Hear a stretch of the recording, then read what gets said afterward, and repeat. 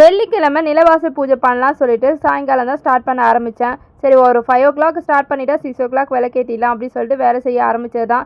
எப்படி போச்சுன்னே தெரியல, கொஞ்சம் டைம் எடுத்துருச்சு. அதுக்கப்புறம் 6:30க்கு தான் வந்து விளக்கே ஏற்றினேன். எப்பவும் போல் காலையில் வந்து பூஜை பண்ணிட்டேன், பிரம்மமுகூர்த்த பூஜை.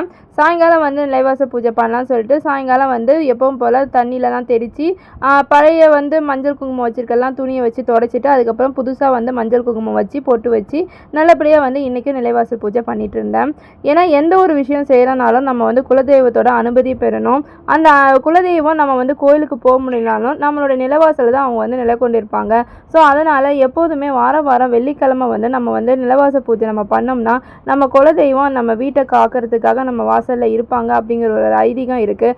அதை நான் ரெகுலராகவே ஃபாலோ பண்ணிகிட்ருக்கேன். ஏன்னா எந்த ஒரு விஷயம் செய்கிறோமோ இல்லையோ குலதெய்வத்தை வணங்கிட்டு செய்யுங்க அப்படின்னு சொல்லிட்டு எப்போதுமே எல்லாருமே சொல்லுவாங்க. அதுபோல் இன்றைக்கும் வந்து நிலைவாசல் பூஜை பண்ணி நல்லபடியாக விளக்கேற்றி பூஜையெல்லாம் பண்ணது மனசுக்கு நிறைவாக இருந்தது. அதுக்கப்புறம் கடைசியாக சாம்பிராணி சூடெல்லாம் காட்டி பூஜை பண்ணிட்டேன். நெக்ஸ்ட் வீடியோவில் பார்க்கலாம். By by. மண்டே செல்லா குட்டி.